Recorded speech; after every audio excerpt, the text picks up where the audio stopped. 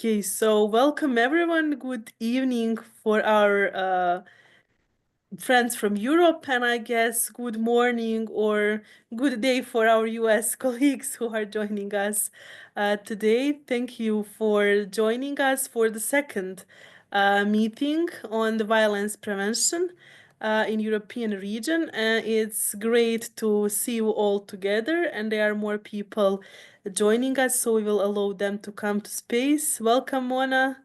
Welcome, Morgana. We hope that you can hear us. Hello, everyone. Thank you all for joining. And yeah, we decided to organize this call today because we are aware that a lot of things are happening in the world today regarding to especially violence. And even though we in Europe consider ourselves like to live in a peaceful region, unfortunately, recently is not really the case as there is a lot of wars in Europe and near us and a lot of terrible things and violence happening every day that we all witness. So we thought that we as a community should definitely address it since it is the part of the purpose statement of URI, but also duty of all of us on this call. So we are very thankful that you dedicate your time to be with us today. We will have like more or less 1 hour together, and it is our pleasure to have Karen and Larissa with us, joining us from the global office, and who are dedicating majority of their time in URI, discussing, exploring, and working a lot on preventing the violence. So we will have pleasure to hear from them. And also, we will have pleasure to learn more about recent activities that has been happening in the UK around the Interfaith Week. So we are so happy to have Warwick with us, and also Esmond and Mona and others who may be jumping in and sharing their experience. But before we officially start with discussing about this topic, we would like to see who is in the room and just to understand where are you calling from, who you are, so that we have chance to meet each other, because purpose of this call is to explore the topic but also the networking, meeting each other, learning about people doing similar work in different parts of the European world, and opening possibilities for us to create some meaningful work afterwards. So we would just like to know who you are, where are you calling, and how are you feeling today. So maybe I can start, even though I think all of you on the call already know me. Leila, calling from Ankara, Turkey, and I'm very excited to have this call today. And I will be calling next person, and the next person will be calling next. I hope it makes sense. But I would like to learn, Mona, where are you calling from and how are you feeling today? Thank you so much, Leila. So I'm Mona Rizvi. I work at Middlesex University. I co-chair the Middlesex University Interfaith Network, and we're one of the cooperative circles. And I'm in the UK and I'm feeling very hopeful. Great to Thank hear. you. And you would like to hear from whom next? I've got Karen next to me on my screen. Perfect, Karen. Okay, I'm not on mute. Good. Hello, everybody. Wonderful to see you. And I'm Karen Volker. I'm the Director for Partnership and Violence Prevention here at URI. And I am excited to be here to have this conversation with all of you. So thank you for your interest, and I will pass it on to S. I think right. I think that's me actually. Yes. So welcome to London, England. This is Ez Rose, and I'm president of Barnet Multi-Faith Forum. We partner with Mona at the Middlesex Interfaith Network. Yeah. Where am I feeling? I like always to feel hopeful and optimistic. It's a very challenging world, as we all know. Incidents in the Middle East continue to worry and concern, and the latest issue in Syria is even more worrying and concerning, and trying to get a grip on what is actually happening there. But at the moment, we're doing lots of things in Barnet, and the place is reasonably peaceful and encouraging. Right. So now I think there's a lovely lady. I think it's Russia. I don't know the name because I can't pronounce it, but it looks like script to me. So Ludmila, Good will you like? evening. Yes, I'm sorry, I'm very poor in technical things, so I don't know why my name came in Cyrillics. So I'm Ludmila Khakhlova. I'm teaching Hindi and Punjabi and some other languages and Sikh religion at Moscow State University. And I have been working for a long time in URI, but nowadays our activities are limited mostly within the university. We are discussing different problems, including violence with our students during our lectures, etc. So I'm feeling happy that I have the opportunity to listen to the people who came here and to know what is going on in the world in this field of stopping violence. Violence is a terrible thing, really. Thank you. Thank you very much, Ludmila, for joining us. And who would you like to hear next? Karen, maybe. Yeah, Karen was already, so maybe Larissa, as a Karen colleague, would you like to go next?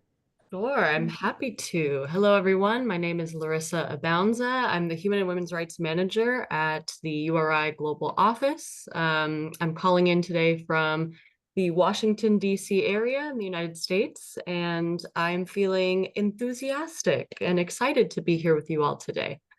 And I think I would love to hear from Emina. Thank you, Larissa. I hope you can all hear me.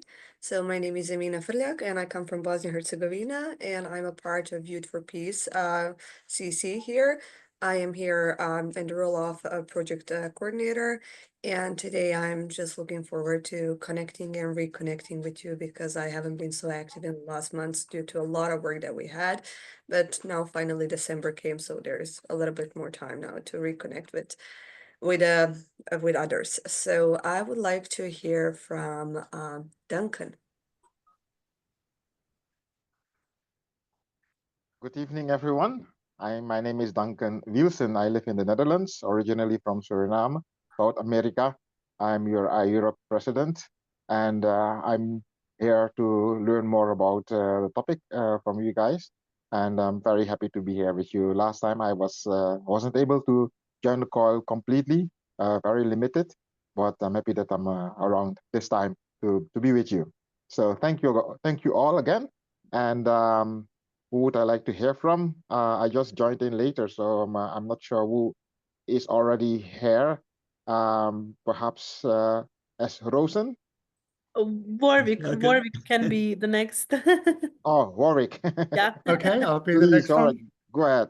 Yeah. So I'm Warwick Hawkins. I'm a trustee of URI UK, which, as well as being a CC itself, is an umbrella organisation for all the CCs in the UK. We have currently, I think, 7, and we're hoping to get it up to 10 within the near future, and hopefully even more than that. I'm calling you from a farm in the English countryside. It's quiet outside, and I'm feeling cautiously optimistic. I'm feeling a lot more optimistic now than I was a month or 2 ago. Perfect. And who should be the next one? What about Karima? I don't think you've heard from. Yes. Hello, good evening, everybody. Well, actually, I start with I'm feeling so happy to seeing you and connecting across spatial borders. So that's wonderful. And yeah, I'm Karima. I'm regional coordinator for URI, and I live in Bonn, Germany. And yeah, I like the idea as we can put our places next to our names for people to know. And I'd call on Marianne. Yes, hello, dear all, and I am Marianne. I'm also calling from Bonn, and I'm very happy to see you all and to see such a lot of people I haven't seen before. And so my feeling is to be curious and to come to know what you have to say and what you will tell us. And I'm at URI now for more than 10, 12, 15 years about. And so for 10 years, I was also a member of the Global Council. And since then, I have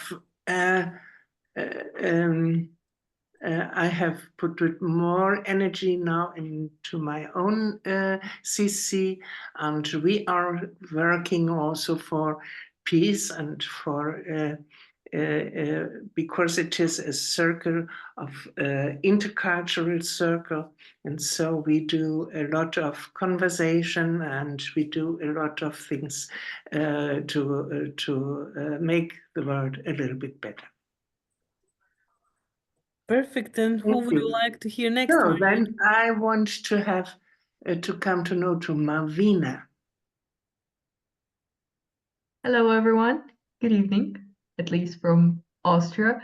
I am Marvina Mansaku and I am from Albania. I represent Uzătimile Libere de Viaggiare, a CC organization in Durrës, Albania, but which is also part of different international projects.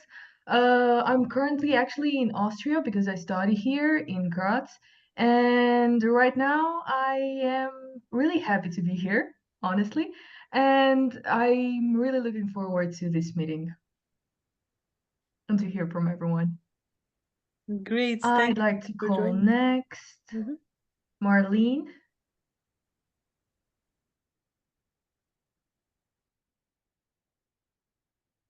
You are muted, Marlene. Yes, Marlene, can you unmute? Sorry. Good evening, everyone. Nice to see some familiar faces I haven't seen since Lienz. So it's nice to meet you. I have often seen that Karen was giving a program, but I never managed to join it. So I'm very happy to be here tonight because I'm really sure that you are doing great work. A little bit about my background. I was aside Patrick from the very beginning of the creation of URI Europe. I was there when it all started, and until today I'm very enthusiastic and I believe strongly in the importance of a movement like URI. But personally, I have been for 25 years director of an organization working with domestic violence. So I was the director of a shelter focused mainly on women with many children. And so violence has been the red thread in all of my life, my professional life. I have seen what trauma does with people. And so having the aim to do something on this huge problem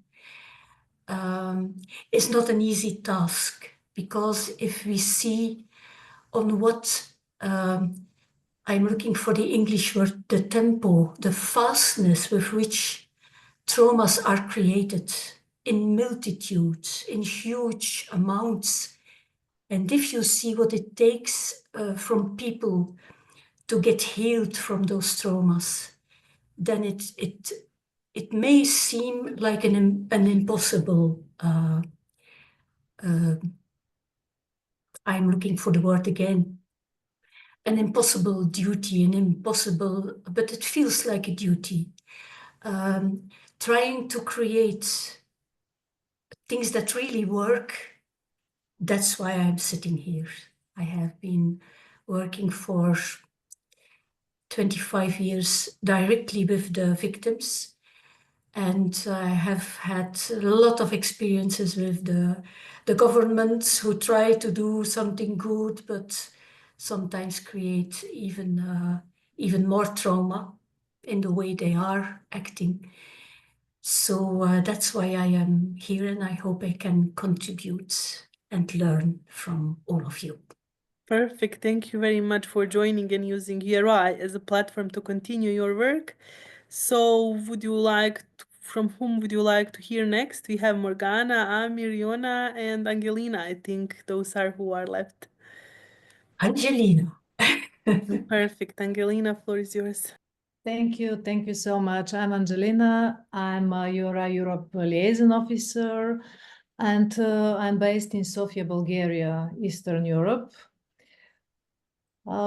So I'm very much excited to hear more from every one of you. I'm so excited that we are coming from so diverse parts of our continent and beyond our continent. And I'm looking forward to hear more from Amir.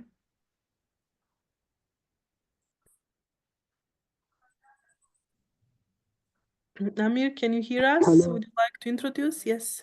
Hello, everyone. I apologize because of the internet reception. I keep it as just a voice. I'm an executive member of Barnet Multi-Faith Forum in London, and I'm also chair of Sustainability Committee. We are working with different faith communities and on different sustainability initiatives, which can assist us in peace building. And also we had intense situation in summertime after the very massive protest happened in London, in many different cities. And in Barnet, we were able to organize an interfaith visit to the local mosque with 5,000 people in attendance. It was a very important progress within our environment.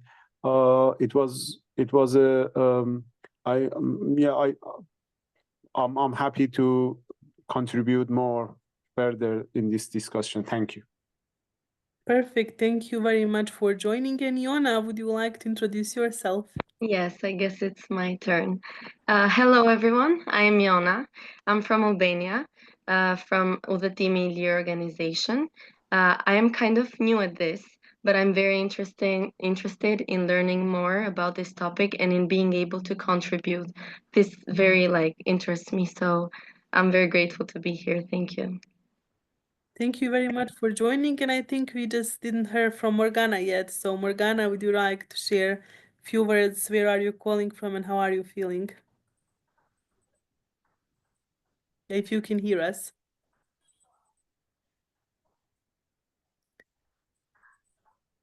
If not, maybe you can use chat option if that is easier. But Morgana is our member from Netherlands. She is very active in URI. She's former multi-region trustee, Global Council trustee. So I guess when she will be available, she will join us either by voice or chat. Thank you all for introducing. I know we spent quite some time meeting each other, but in URI, I strongly believe that this is very important to have opportunity to learn who is in the room, to hear all voices, to share a few bits and pieces of information about your work, because I think this can spark interest about future collaboration, of potential of work and what can be done. So keep in mind all these faces, all this information that you hear from each other as a potential for the future collaboration. And now we would like to welcome our guests from Global Office, Karen and Larissa, who will be introducing a little bit more about health approach, but way beyond health approach, about violence prevention and all other important topics from the global perspective, and maybe giving us some ideas or hints what can be done in Europe. So Karen, floor is yours. Okay, thank you. Thank you, everybody. Thank you for being here and for your interest in this topic. It's my passion and has been for a number of decades now. So what we want to talk to you about is something that we call the health approach to violence prevention. And I want you to think about the word prevention here, because it's super important that we focus on preventing violence and not just help people after they've been subjected to violence or exposed to violence. right? And why do we say that? According to the health approach, there's the belief, the sort of the philosophy that underpins it is that violence is a behavior that can be prevented and which spreads in a contagious manner. So that's got three really important pieces to that. So let's break it apart.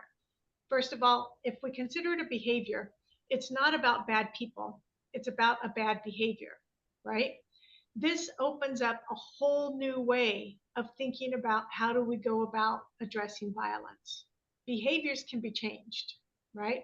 And there are known methods and approaches for how to go about changing behaviors.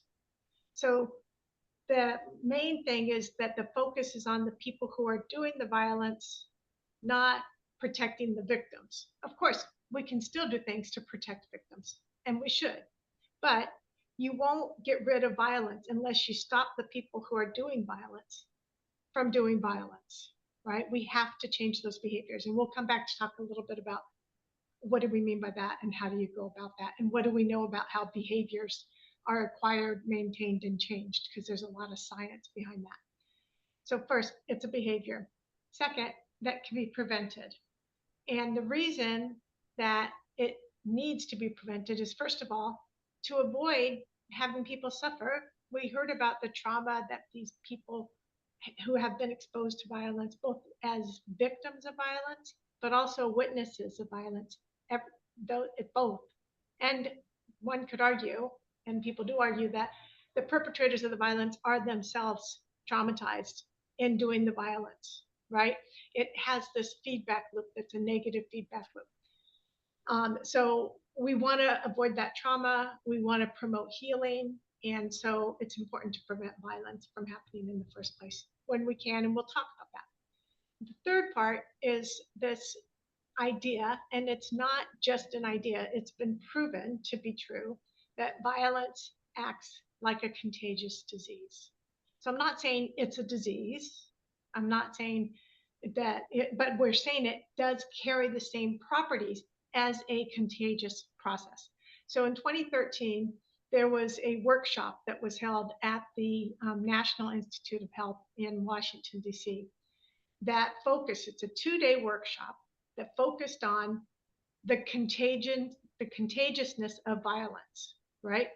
So it's not like a theory that somebody has and one person thinks. There were multiple studies that were presented that in those 2 days, and many more have been done since then, on the various ways in which violence is contagious. So it's not something that I'm making up or that someone else at URI is making up or whatever. This is based on scientific studies showing how violence spreads from one person to another, between types of violence, and intergenerationally, right? So there's lots of these studies. If you really want to geek out on this and read about it, you can look, you can just Google, like, I think it's the Institute of Medicine, not the National Institute of Health. Institute of Medicine, Contagion of Violence. You'll be able to download the workshop summary. And I promise you, if you print it and put it under your pillow, you'll fall asleep better, because it's not, I think it's interesting, but not everybody thinks it's as interesting as I do. But there's a lot of fascinating studies in there. And since we're a Europe group, today Europe focused, there was a study in there that I found really fascinating that looked at the number of football players who got red cards in the years after World War II, depending on whether or not they came from a country that was actively involved in the war, fighting in the war, or a neutral country. And you can guess which one had more red cards. So that's just a small example of one, but I thought it was interesting. In the West Bank, or Israel Palestine, I think it was just in the West Bank, there was a study that showed how violence increased, domestic violence increased during and after the Intifada. So this is a case where this is men perpetrating violence against their spouses and children. They weren't, you can imagine, they weren't mad at their spouses and children, but they had been in a fighting mode, being attacked and attacking other people. And that transfers into the home. Now, closer to home and more recently, Larissa and I were in Honduras, and we gave a 2-day training. The first day, spent a lot of time talking about how violence is contagious, and that we pass it on to our children, and that they repeat what they see in the home and things like that. And the next morning, one of the participants, and Larissa, you can correct me if I get this wrong, one of the participants came back and shared with the group how he had been with his grandchild the night before, so the night of the first train, the day of the training, and the child had started crying and wanted to go home, was missing his mother. And the person who was in our training, he got upset and he started to want to hit the boy, and he caught himself and he realized, I'm doing this. I'm actually I'm contributing to violence, and I'm doing this. This is what I did to my children when they were young, and now I'm doing it to him. And this is what he's going to do when he grows up, unless I stop. And like in that moment, he made a commitment to stop, and he instead consoled the child. I believe he may have called his daughter, and because the kid wanted to go home, and arranged for him to go be with his mother, which is all he really wanted. And he didn't need to be hit and slapped and hurt, because of that, right? But it took someone realizing that this is like something we can control, like even in ourselves. Another quick story, since it's Europe. In 2012, I was traveling around Bosnia. I think you've heard this, Layla. But traveling around Bosnia, and I had a local gentleman who was helping me with translation and getting me to the right places and stuff. Had made all of my appointments, and I was telling him about the health approach and what I had knew about it at that point. And he literally stopped his car and pulled over to the side of the road. And he said, "Do you think this is why I hit my children and yell at them? Because I don't want to yell at them, but I do." And he had been in the war, and he had fought in the war. And so he was kind of like thinking, am I acting out? Like, is this because the change happens in the brain? Like a different contagious processes are transferred in different ways. But when it comes to violence, it happens in the brain as a result of either witnessing or experiencing violence, right? And there's a lot of neuroscience that shows how this happens and how it manifests itself. The science is so specific that depending on when a child is, I'm going all over the place here, but there's a lot to get in a short period of time. When a child is, the age at which a child is exposed to violence actually dictates how it manifests later in life. So at different ages, it might show up at as a like maybe depression or anxiety, like at a certain age, but it manifests itself. There's a gentleman at Harvard, I believe, that did studies on where and how it shows up. He's tracked these children over a long period of time. Lots of studies show that children who are coming from violent households are higher risk for being bullies in school. So it can go on and on, the examples and in the ways in which it's contagious. So what do we do about it here at URI? What we do is we ask people to think about this as then an opportunity for how our network can be proactive in anticipating and preventing violence, and not just waiting for violence to happen and responding to it after the fact, right? We believe that as members of faith communities, and especially our interfaith collaboration that URI is so well known for, it puts us in a better position to actually use our relationships to try to influence the behaviors of people around us and what's happening, right? And it could be not just our relationships in our personal circle of influence, but we can then work with people, other religious leaders, and together have more of an impact, right? So what does it look like, right? So the health approach is based on the same approach that's used to interrupt and stop the spread of contagious diseases. So it's based on epidemiology. So there's 3 sciences behind the health approach: epidemiology, neuroscience, and behavioral science. So all of those inform this process. So the health approach, the epidemiological approach, is to interrupt and stop the violence before it happens. So in epidemiology, say detect and interrupt, right? So I like anticipate and prevent. You can use whatever words you want, but the idea is be proactive, think about when violence might happen, and figure out how can I use my influence to try to stop it. Very importantly, we always emphasize that we should prioritize your own safety first, never do anything that's going to put you in danger. And if you're not sure, then err on the side of caution. That's just like normal, like, be smart about it, right? So detect and interrupt, anticipate and prevent, interrupt and stop, whatever language you prefer. The idea is figure out when, pay attention. We know a lot more than we think we do about when violence might happen and who's doing it, right? So we have to, speaking of who's doing it, it's really important to focus programming on the people who are doing the violence or at highest risk for doing the violence, right? A lot of times, one of the mistakes that we see is that people try to do programs that are for everybody. Well, that's beautiful, but it's not going to stop the violence, right? I always say to people, if you want to stop the violence, you have to focus on stopping the violence. So we heard about an example of an art program earlier, which is a beautiful program, and it would help people do art, and it might keep them from doing violence. But if you really want it to keep them from doing violence, then you need to be very strategic, focus it on the people who are actually doing the violence or at highest risk for doing the violence, get them involved in the program, do it very deliberately, right? And don't just hope that by having an art program, you're going to actually interrupt and stop violence. It won't happen unless you get very strategic and very focused. Data is our friend in this. The more data we have about who's doing the violence, when is it happening, where is it happening, the better we can actually design programs. And it should be a huge relief. We don't have to do this everywhere. Most places don't have violence, right? But if we do, a lot of times we do programs and we try to do them everywhere and we spread ourselves too thin.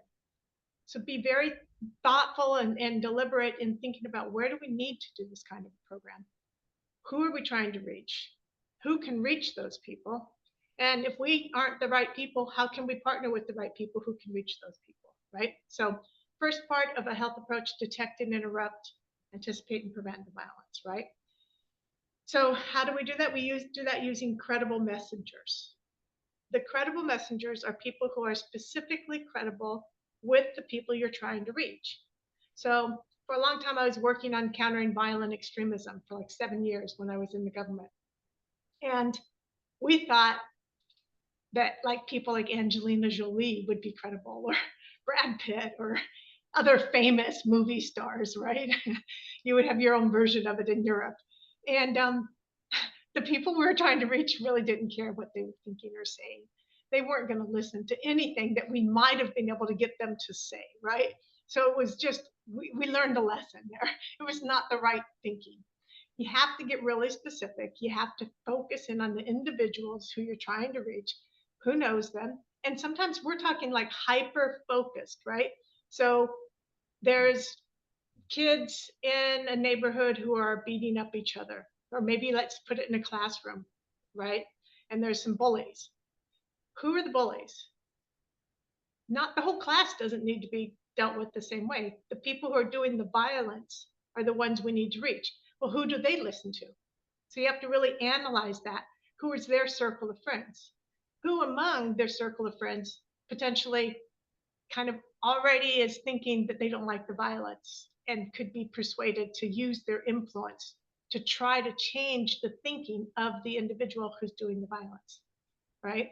So detect and interrupt, that's prevent what's violence that might happen today, tonight, tomorrow, like really in the moment, right? The second part is change the behavior of the highest risk.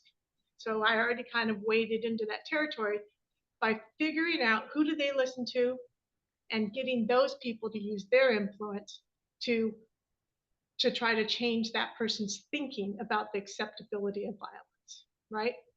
So, and then the third part, and then I want to come back to maybe some of the examples I heard, and we can break into breakout groups.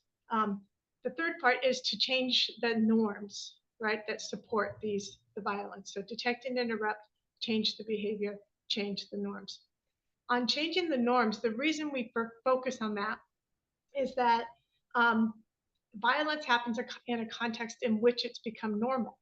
So in the specific context in which violence is happening, whether it's bullying in a school or domestic violence among a certain community, or gang violence in a particular community, or what have you, it's become normal, and without meaning to, we contribute to that if we accept those norms, right? If we sort of just be like, yeah, I wish it didn't happen, but like can't do anything about it, that just accepts it. And that's not, we want you to move away from that status of like being just in an accepting mode and thinking about how do we change these norms that support it. Once again, we're trying to change the norms of the whole community that support the violence, and it's got to be people who other people listen to and respect in that community, in the group of people that you're trying to reach, right? One other factor is that for the individuals you're trying to reach, there's a lot of push factors and pull factors that contribute to whether or not somebody does violence. And this is particularly true when you're talking about radicalization and recruitment, which I know is one of the big problems in Europe in different communities, right? So it makes sense that people do programs that are focused on some of those push factors and pull factors, right? But I'm just encouraging us that we do the analytics, figure out who do we need to reach, what are their specific push factors and pull factors, and how do we address those factors for those specific individuals. So doing big programs that are kind of addressing generally the kinds of things that maybe contribute to somebody being recruited or radicalized isn't sufficient. It's a waste of resources. We need to get really specific and do those kinds of things, but for the people that we're trying to actually prevent from being radicalized and recruited. Those are people who you've done the analytics, you've talked to the people, you know that these are the ones who are at highest risk. And that's why you want to focus on them. The last thing I'll say here is that I've heard anecdotally that people who work in the field can say there's a group of 10 kids who are involved in violence. People who from that neighborhood who know those kids, they can go up and they can be like, all right, you 7 go home, because they know they're just following. There's 3 of those 10 kids who are really kind of like leading the violence and the one that everybody else follows.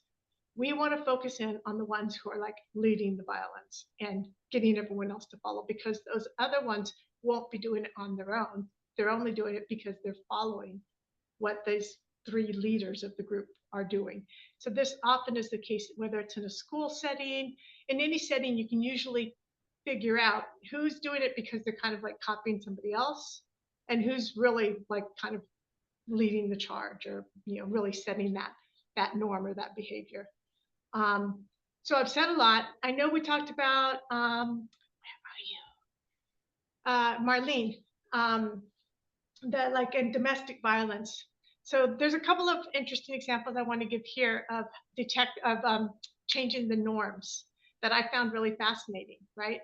One is a ring the bell. This is actually for changing the norms. There's an Africa example in a village where there was domestic violence was happening. The women of the village got together, and if something happened, the woman would tell her friends. They would arrange for all of the women in the village to come that next day in the evening with pots and pans, and they would stand outside the home of the man who was doing the violence, banging their pots and pans to bring shame on him. So they would like call it out, right? They're not just letting it go, right? So I love that example. There's another example from India that's interrupting violence, which I found quite interesting in an apartment building setting. So everyone can hear what's going on through the walls. It's very close quarters. If people hear that there's fighting happening, they were encouraged to ring the bell. So it's the Ring the Bell campaign. And they would ring the bell to interrupt the fighting.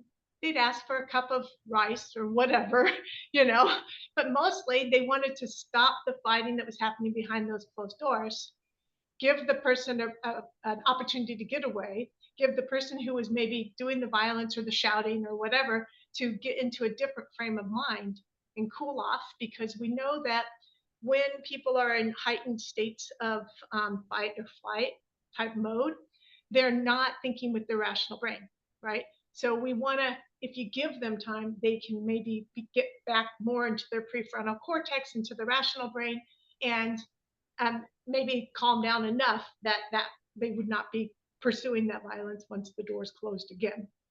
It also could be an opportunity for that person to get out of the apartment if necessary, like if that's the case. So I don't know. I mean, I haven't followed these things. I heard them as examples at other conferences or what have you. And I mention them because I want us to think creatively about what is possible. I'm going to give one other example because I just want to spark ideas, right? Because we're going into a breakout room. So I was asked by a Canadian, the Muslim Research Center in London, Ontario, in Canada, to help think through how to actually anticipate and prevent the honor killings that were taking place in the expat community in London, Ontario. And so we talked about it and we talked it through, and it was all of the incidents had happened to family members of a particular mosque, right? And so there was a norm that was accepted that men, brothers or fathers in this case, it was kind of like accepted that if they perpetrated an honor killing, that it was kind of like okay and expected and normal in that mosque community. Well, of course, it's not okay and accepted and should not be normal, right? So thinking about how do we interrupt this, you have to think about, well, who's doing it? You can analyze this. Which are the families that have young girls, right, of a particular age, perhaps those that are maybe dressed in Western apparel, or, that have a higher risk for that kind of retribution. Which are families that have, fathers and sons that attend the mosque? And who do they listen to, right? What is the preacher, the imam, saying about this? And can we get the imam to actually say something that would maybe change that norm or that behavior, right? So we didn't actually have the opportunity to implement this program, but I'm mentioning it as an analytical exercise, just to help you think about how would I think about my problem, because you came in with your own individual kinds of problems that you're concerned about, right? So thinking of your own problem, how do I apply these principles of the health approach? Because it's not a cookie cutter approach where I'm going to tell you, here's your answer. We're just going to encourage you to think about your problem in this way and see if that opens up new ideas for how you're going to go about addressing your problem that you have. So I'm open to questions. I'm also open to have you go straight into breakout rooms. Layla, Angelina, Karima, how do you want to go forward? And sorry I talked so long. Thank you very much, Karen. I think you shared a lot of insights, and you are such an experienced person in preventing outright violence and how to address it in the most clever way and in the health approach. So that's great. So now I'm wondering, because really we have, I mean, if we stop on time, we have 15 more minutes, and we also wanted to give a chance to Warwick to tell a little bit about the UK experience, because we know that in your recent conference. You also addressed hate speech, now how young people can deal with hate speech. And so that would be very interesting, I think, for our participants to hear. So maybe we can take that first, and then we can see who still has time to go maybe a little bit over time, because it would be great to have like some exchange in small groups. So that I would then put all those who can stay a little bit longer, maybe just 5-10 minutes into small groups, and we can hear back from everybody then. Is that fine for everyone? Karen, Warwick is ready, is unmuting. I'm ready. Yeah, that's great. So floor is yours, Warwick. Okay, thanks, Karima. I think I can say what I've got to say in 5 minutes, so I'll be as quick as I can. First of all, you asked me to report back on an event that we held for Interfaith Week in the UK, which is a week that's happened every November since about 1990 something. Is that right, Ed? And it's been going on, and that there has been a lot of fear, I think is the right word, and concern about the future because of the violence that was happening on the streets of the UK earlier this year. It was violence against immigrant communities. It was intercommunal violence. There has been episodes of this happening in the UK over the last number of years. So interfaith activists were feeling very alarmed for the future. And we thought that there was an advantage in holding an event just to get everybody energized again and to, introduce activists to other people, maybe giving them opportunity to come up with new ideas and collaborations. And so we did that. It was mostly aimed at the Midlands region, which has a population of 10 million in the sort of heart of England. But we had activists there who came from London. We had some from other parts of the country as well. We got 106 people, so we were very happy about the turnout. And there was lots of new ideas began to emerge out of this. One of them is in the area of preventing violence, and I'll come on to that in a second. Earlier on the same day, we did a youth workshop. Karima mentioned this, and this is where we got 36 young people. The youngest, I think, was 14 up to 19, all different faith backgrounds, predominantly Muslim and Christian, but others as well. And just to understand more about hate speech online, hate crime, and violence sort of against women and girls. Those were the two areas that that we wanted. I mean, it was quite hard hitting for them. I think it's always a challenge to know how to explain this kind of material in a way that's not going to be too upsetting for the individuals involved, but still helps them to understand the scale of the problem. And I think we achieved that. And now the young people are very keen to work together in a multi-faith way, maybe to design actions on social media that they can do if they find hate speech online. So that was very encouraging. We're taking them all up to London in February, where they will meet the Minister for Faith and they will have a further conversation. So that is exciting. What I wanted to end on is just a proposal that we had in the area of violence against women and girls. And we're talking about physical violence, emotional violence, coercive control.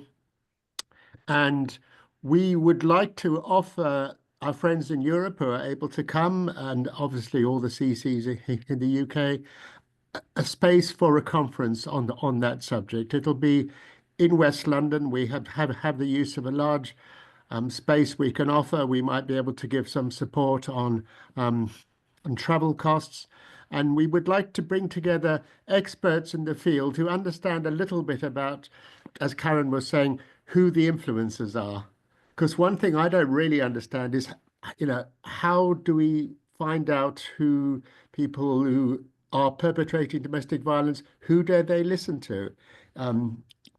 Is it football players? Is it rappers? Maybe. How do you find those people? So, there are organizations very active in this field, and we'd like to, hear from all of them, and then we can start to put together a plan. So this conference will happen. It'll be in the spring of next year, and we would like to extend the invitation, obviously, to Karen herself and Larissa, but indeed to anyone else on this call.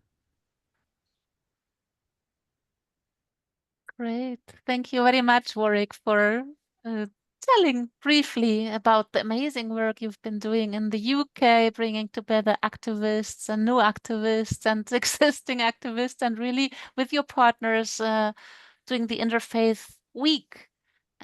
So that's fantastic and inspiring, I think. So has been raising his hand as? Thank you, Karima, and thank you everybody for such, particularly Karen, for your very interesting, informative presentation just now.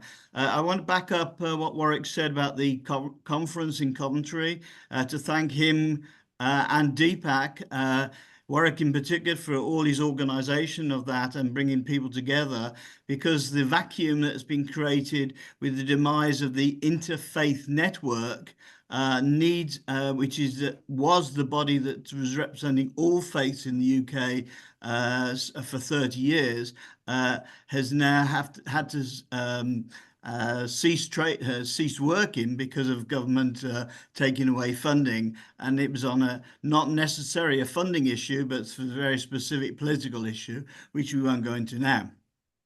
The stars of the show were undoubtedly the young people, and it's wonderful that a body could bring together so many young people and to have those discussions, because, as we all know, they are the future. Specifically, I want to bring to your attention there's two matters. One, obviously, domestic violence issue, which Karen raised, and to announce that on Saturday, which is the Jewish Sabbath, a program was highlighted of the Jewish Women's Association, Jewish Women's Aid in England. I'm just going to hold up just a leaflet. I'm not sure if you can see it, but I'll post it, whereby they produced 8 myths and realities of women's violence, and this highlighted by the fact that it was in the synagogues this week. A whole Sabbath was devoted to this actual issue, and they are a wonderful women's organisation within the UK. Finally, on a more strategic level, and it's the link that I'm interested in with URI and the United Nations, the concerns that violence is continuing through the education programs that UNRWA in particular are funding. They are using terrorist organizations to create violence against the Jewish community, the Jewish state of Israel, in ways in which need to be highlighted and promoted. UN Watch have provided UNRWA with huge pieces of information regarding violence in education that takes place within the schools. And this is not mainstream news. UNRWA in particular and the world seems to ignore that violence is created through education, and this is not being continually demonstrated or raised as an issue. And I would hope that through the URI ability to speak to UN, the issues such as the rape of the women that took place on October the 6th and October the 7th should have been promoted without questioning the situation that occurred on that day. And it took months and months and months before it was actually highlighted. And the same with UNRWA and the education system. So please, obviously I'm passionate about this. Obviously, I'm concerned about this, but I think it's something that URI could take up as a specific issue with the UN and its friends that they have there, so that this education system is looked at properly and brought to attention. Thank you very much. Thank you for highlighting, for thanking once again the UK friends for all the work they have been doing and bringing your particular issue that you are passionate about to the floor. I fear we can possibly discuss it, but if so in the small groups. But really, we wanted to give space to everybody now to exchange a little bit on everything that you've been hearing. And so my question would be, because now is 3 to 6 CET when we actually wanted to stop. I know that Karen needs to leave at the top of the hour, but Larissa can continue on for some time. And personally, I think it'd be very nice if you could also exchange with each other a little bit on all you've been hearing. But I'm aware of the time and you might have other plans. So could I see a short sign from you? Would you stay or need to leave, so that I know, does it make sense that we go into the small groups, or do we need to continue another time? Or can you stay a little bit longer? When I would say that we would create groups which would take 10 minutes maybe, and a little bit hearing back, which means realistically 20 past the hour, I think we could wrap it up. Rima, I'm so sorry. I'm actually going to have to go. Yeah. Yeah, I do apologize, but it'd be good if we could have a follow-up, because it's such an interesting subject. And Karen, it's absolutely brilliant what you've said. And I think there's a lot of discussion that we could have. If we could reschedule, that would be great. Okay, thank you, Mona, for letting us know. Other opinions? Yes, I would also like to acknowledge that I too have to leave for another meeting in Rotterdam with the Bishop of Rotterdam tonight for my work. So I really appreciate this meeting. Very, very valuable and very, very insightful. And I really missed the opportunity to share in small groups. I would have loved to, but unfortunately, I have other obligations. So I would also like to continue the meeting in some other time and share more with my friends on this call. Great. Thank you, Duncan. And yeah, so I've heard 3 voices were saying basically we need to respect the time, which is totally clear and understandable. So my suggestion will be to really wrap up for today and then call another meeting for all those who can join and want to join, so that we have a meeting where we continue the conversation and to digest everything. And meanwhile, you can do your own research or let it sink in a little bit. And then we could organize another call for all who can join. And that'd be interesting, because all of you are doing your own amazing work and bring your own experience to our field, and we can learn so much from each other. So with that, Leila, I think it's for us. Or Angelina, would you like to close the call then? Thank you all. I would like to express my gratitude and our gratitude from URI Europe team for this wonderful opportunity to hear from Karen and Larissa, and to see what Larissa also posted in the chat. You can use these materials as well for your reading, additional reading.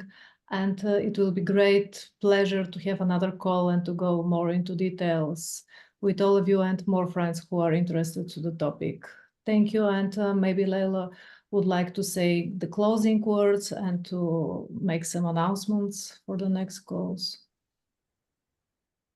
Yeah, thank you all for coming. Thank you for being with us and thank you for Karen and Larissa for joining us today, and for all your discussion, even though we went a little bit off topic with some of the comment that has been made, but we are happy to continue these discussions later on. And the next call is call around topic of youth, and I know that Warwick mentioned that it was youth workshop that has been held in UK during Interfaith Week. So maybe for you and those who will be interested, we are basically meeting on Wednesday. So in 2 days, a half hour later than today, it will be a topic of youth, what youth can do, and how youth can contribute for the future of URI work. So all are welcome. You already have this invitation at your emails, but if not, it will be again sent to you so that you can join us. And there will be more activities like community call, URI community call, Be the Light, that is happening on Thursday. At 3 p.m. CET, so it will be 2 hours earlier than today's call, and there is much more activities happening in our network. So we are welcoming you to follow it. And I'm not sure if Karima would like to share a Mentimeter as a way of evaluation of today's call, or maybe we can send it later on to you so that you can feel, because we would like to hear your feedback. How was this experience and how we can plan next meetings? And I'm sure that Karen and Larissa will be at your disposition to respond to any possible questions that we didn't have time to respond during this call. Thank you, Leila. So I'd like to ask, we'll send the Mentimeter in interest of the time. We will send that later on. But if you like, we would be very happy put any comment into the chat, something that you particularly liked, something that could improve, or something that you want to know more about. But we'll also send the Mentimeter after the call. I would be very happy if you take 5 minutes to complete it. And as over to Larissa Karen. already shared, there will be upcoming violence prevention calls as well. So feel free to join it as well, since it will be interesting to learn more about violence prevention approach in URI context. So it is happening on the 19th of December, and Larissa shared information in a chat. And we will be sharing all of our success stories of violence prevention within the network during that time. So it'll be a great opportunity for you to see how specifically we've been able to implement the health approach into our violence prevention efforts. Perfect. Yeah, thank you all for coming. Big thank you to Karen and Larissa for coming. I know that Karen needs to leave, so then more information will be follow Karima, since people need to leave, and we will be scheduling next call hopefully soon, maybe at the beginning of next year. Thank you, everybody. Yeah. Take care. Thank you, everybody. Thank you, Leila. Thank Thank you you all. very much. Good to meet you. Bye. Bye-bye. Take care. Bye-bye.